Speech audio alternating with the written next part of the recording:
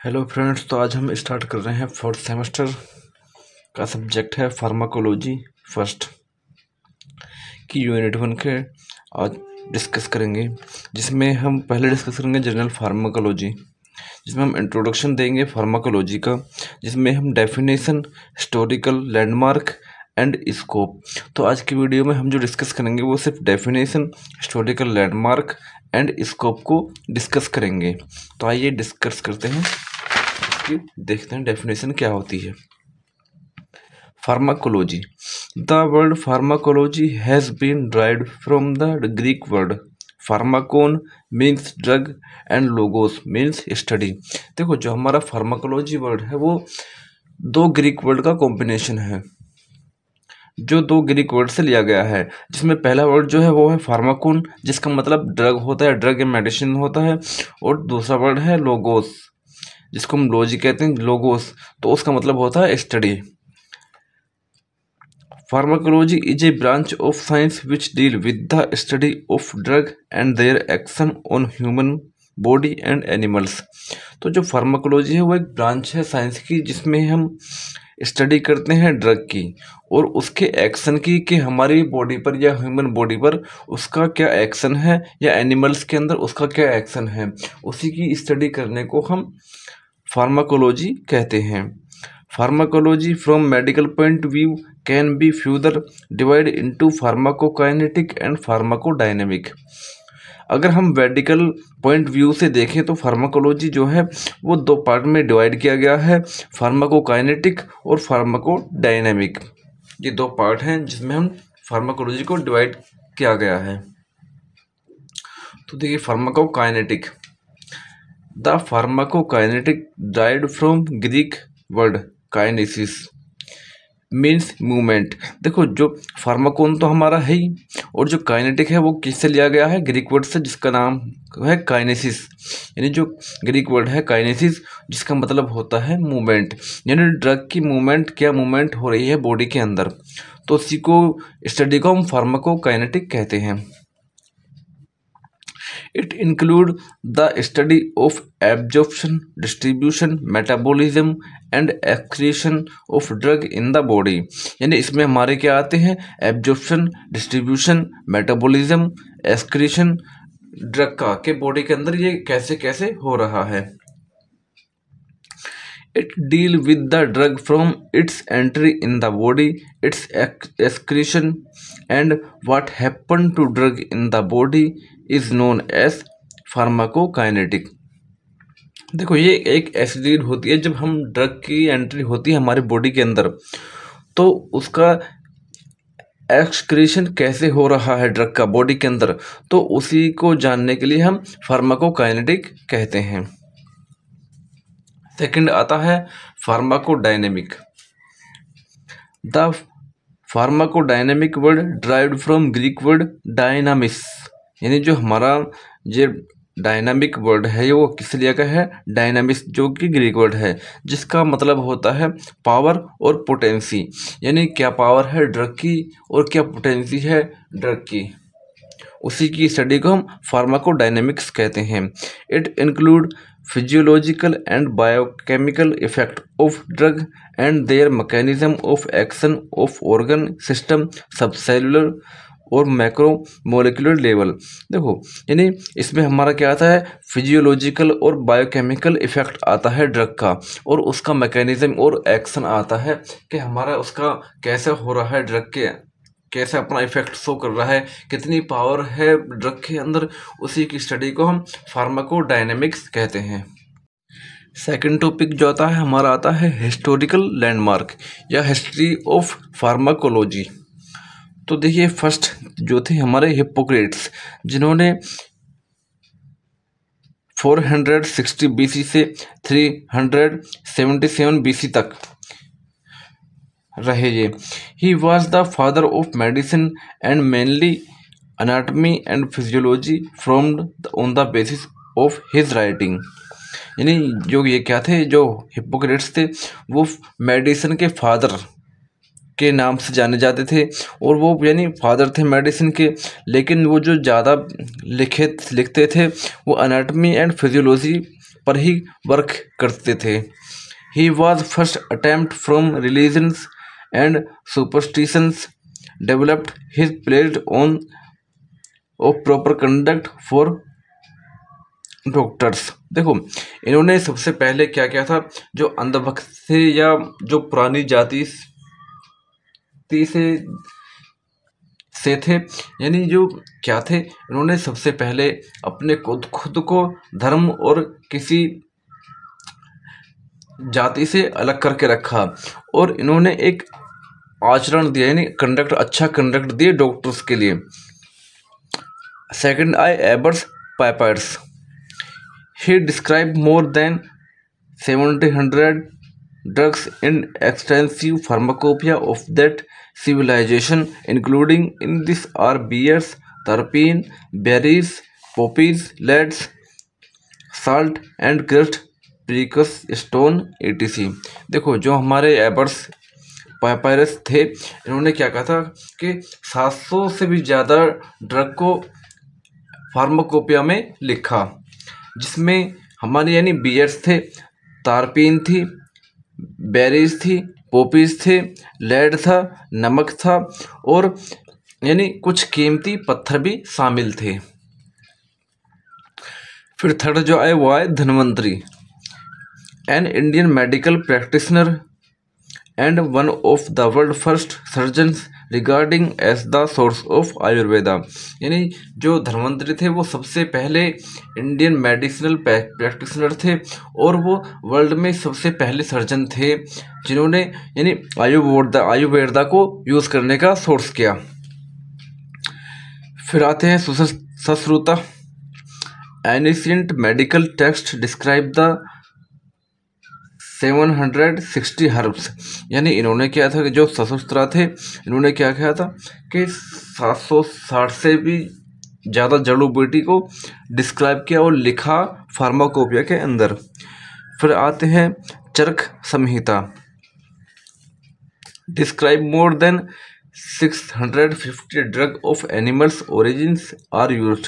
यानी इन्होंने क्या किया था, जो 650 से भी ज़्यादा ड्रग जो एनिमल्स के लिए यूज़ की जा रही थी वो उनको टेक्स्ट किया यानी लिखा। फिर आते हैं फ्रेंकोइस मैंगिडी, तो जिन्होंने यानी वो 1783 से 1855 तक रहे। The application of scientific method to study drug was generated in France by Francois Magendie. देखो जब साइंटिफिक मेथड जो भी अब स्टडी करने के लिए, ड्रग की स्टडी करने के लिए जो भी यूज़ किए जाते हैं वो सबसे पहले हमारे फ्रांस में जनरेट हुए। और वो किसके थ्रू हुए? जो फ्रांस में जनरेट हुए वो फ्रांकोइस मैंगिडी के थ्रू जनरेट हुए। He was a French physiologist, और ये एक फ्रेंच फिजियोलॉजिस्ट थे। नेक्स्ट आते हैं हमारे क्लोड बर्नार्ड, जो 1813 से 1879 तक रहे। He was father of experimental medicine. यानी देखो जो हिप्पोक्रेट्स थे वो थे फादर ऑफ मेडिसिन, लेकिन जो क्लोड बर्नार्ड थे वो फादर ऑफ एक्सपेरिमेंटल मेडिसिन, यानी इन्होंने अलग अलग मेडिसिन पर एक्सपेरिमेंट किया। He investigated plant extract, cure care and processed a site of action of agent.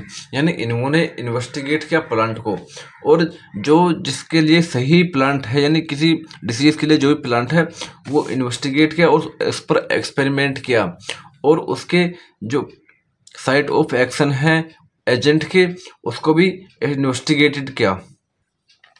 Next आते हैं हमारे रुडोल्फ ब्यूशेन, तो जो 1820 से 1889 तक ही रहे। In 1847 Buchheim stabilized the first laboratory developed home in the basement. यानी जो 1847 में ब्यूशेन ने एक सबसे पहली लेबोरेटरी डेवलप्ड की अपने घर पर के ही बेसमेंट में, which is known as cradle of experimental pharmacology, और जिसको हम क्रेडल ऑफ एक्सपेरिमेंटल फार्माकोलॉजी के नाम से जानते हैं। नेक्स्ट आते हैं ओसवाल्ड स्कीमेटेरियडेबर्ग, जो 1838 से 1921 तक रहे। In 1872 Schmiedeberg set up a institute of pharmacology in Strasbourg, France. यानी देखो इन्होंने क्या किया था, सबसे पहले जो इंस्टीट्यूट को सेटअप किया फार्माकोलॉजी के, और जो कि फ्रांस में था, विच become a Mecca for student who were interest in pharmaceutical problem. और ये ऐसे एक स्टूडेंट थे जो यानी इंटरेस्ट रखते थे फार्मास्यूटिकल प्रॉब्लम में, यानी फार्मास्यूटिकल में क्या क्या प्रॉब्लम आ रही हैं उनमें इंटरेस्ट रखते थे और उनको सोल्व करते।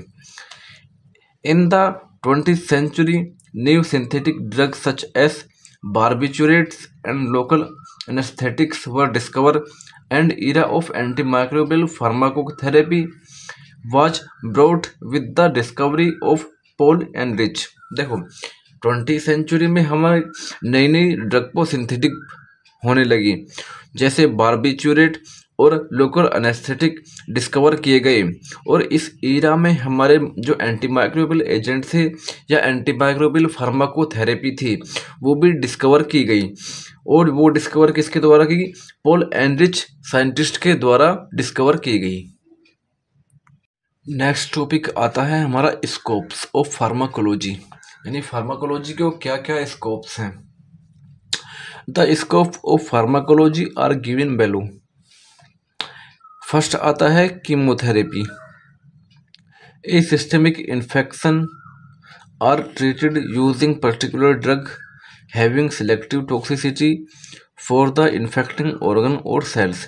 यानी ये एक सिस्टमिक इन्फेक्शन का ट्रीट करने के लिए यूज़ किया जाता है, जिसमें हम पर्टिकुलर ड्रग को इंजेक्ट या एडमिनिस्ट्रेट करते हैं किसी सिलेक्टिव, यानी जो हमारा एरिया इन्फेक्टेड है या हमारा जो ऑर्गन इन्फेक्टेड है या सेल हमारे इन्फेक्टेड है, उसी के लिए हम इस ड्रग को एडमिनिस्टर करते हैं।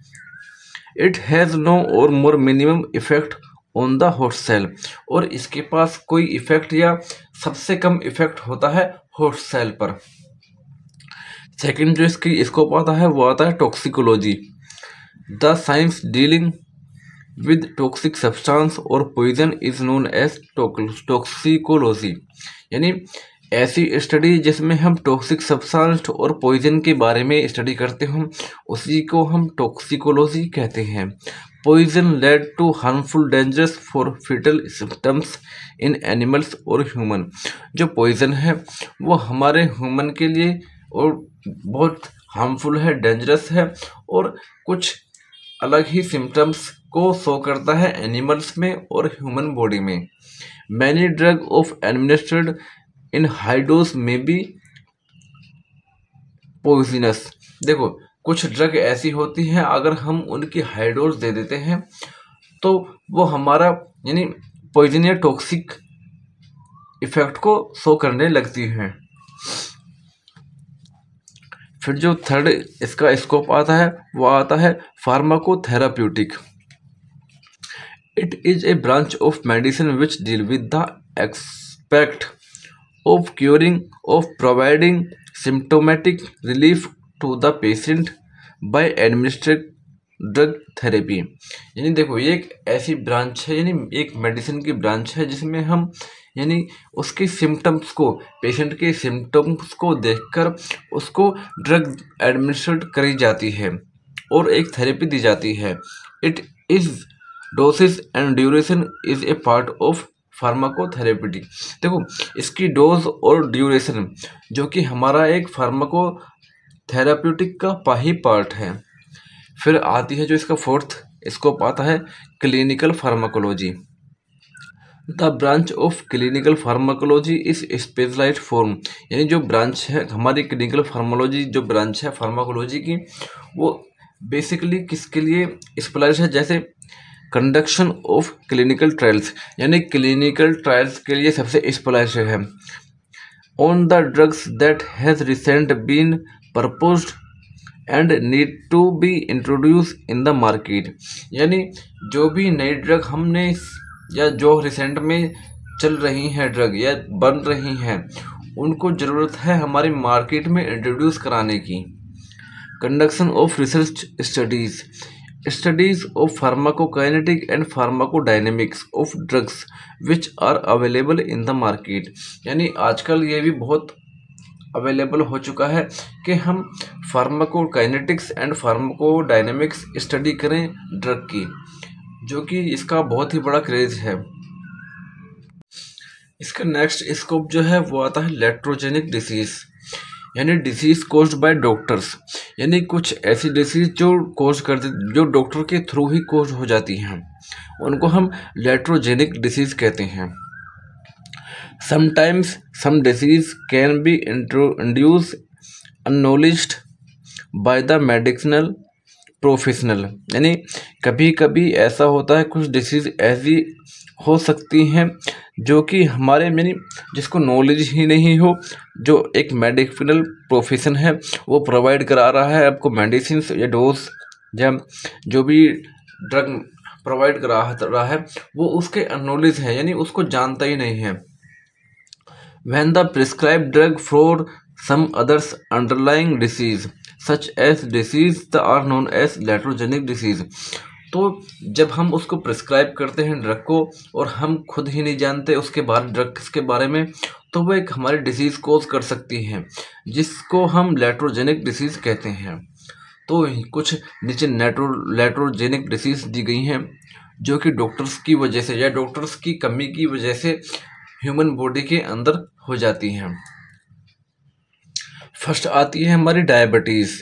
देखो diabetes induce as a result of corticosteroid therapy for rheumatoid arthritis. देखो जब हम रिज्मोइड अर्थराइटिस को कम करने के लिए उसको ट्रीट कराने के लिए हम कोर्टिकोस्टेरॉइड थेरेपी लेते हैं, जिसके वजह से हमें अगर अच्छी तरह से थेरेपी नहीं दी जाती है या कोई अननॉलेज प्रोफेशनल है उस अगर थेरेपी नहीं दी जाती है तो हमें डायबिटीज़ कोज हो सकती है। सेकंड आता है hypertension induced by oral contraceptive pills, यानी अगर कोई अननॉलेज डॉक्टर्स हैं और वो ओरल कॉन्ट्रासेप्टिव पिल्स को इंड्यूस कराता है किसी पेशेंट के लिए, तो उसके अंदर हाइपरटेंशन कोज हो सकता है। Loss of hearing induce as a result of streptomycin for tuberculosis injection, यानी हम जो स्ट्रेप्टोमाइसिन इंजेक्शन का यूज़ करते हैं ट्यूबरक्लोसिस को ट्रीट करने के लिए, उस वजह से हमारा लॉस ऑफ हियरिंग भी कोज हो सकता है। फोर्थ आता है glaucoma induce by using I drop containing corticosteroid, यानी आई ड्रॉप्स को यूज़ करने से जो कि हमारी कोर्टिकोस्टेरॉइड्स के बनी हुई होती है, जिस वजह से हमारा ग्लूकोमा कोज हो सकता है। फिफ्थ आता है depression induce by the reserpine therapy, यानी हम जब रेजरपाइन थेरेपी कराते हैं तो जिसके कारण हमारा डिप्रेशन भी कोज हो सकता है। और इसके कुछ अदर स्कोप भी हैं जैसे जीन थेरेपी और फार्माकोजेनेटिक, तो यही से हम स्कोप में आते हैं। तो जिसमें हमारा आज का पहला टॉपिक ख़त्म हो चुका है। नेक्स्ट वीडियो में हम अगला टॉपिक डिस्कस करेंगे।